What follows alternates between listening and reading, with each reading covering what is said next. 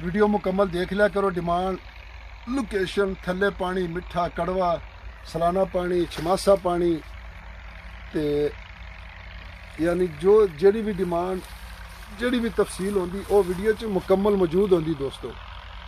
क्योंकि हिचकी बहुत लगी खड़ी है तो उनकी वजह तो हो सकता मेरे को अगली वीडियो रह जाएंगे और मेरा शक रह गई क्योंकि बोलिया जाता नहीं।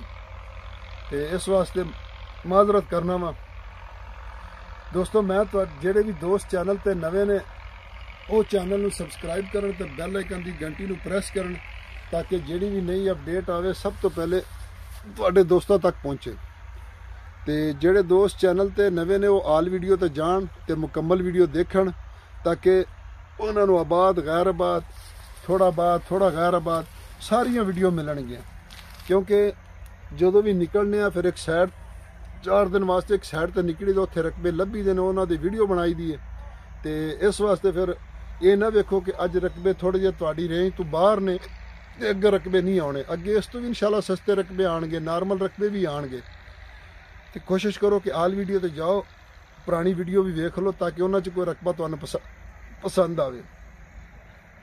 तो दोस्तों मैं तुहाडी खिदमत में हाज़र हाँ। 11 किले यानी 11 एकड़ जेड़े मुकम्मल आबाद ने दोस्तों। तो माशाल्लाह तुसी वेख सकते हो अजकल नवा चारा आया, यह चारा विच काश्त एक कमाद नहीं, ये गन्ना नहीं है, ये चारा है। तो दोस्तों लोकेशन की अगर गल की जाए तो लोकेशन है तहसील बहावल नगर ते जिला भी बहावल नगर च रकबा मौजूद है दोस्तों।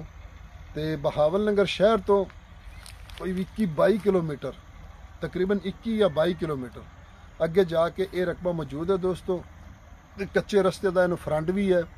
तो रस्ता तकरीबन जिन्ने भी रकबे पिछले वीडियो ने वो भी सारे रस्ते तक फ्रंट है। सालाना इनका पानी है दोस्तों।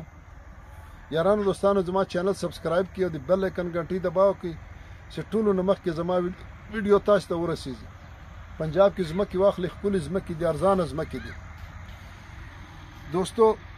यानी हिचकी बहुत लगी खड़ी है। लोग कहते सन कि पुराने लोग कि हिचकी नाल लोग याद करते हैं, कोई मुहब्बत करने वाले, कोई प्यार करने लोग तो याद करते हैं।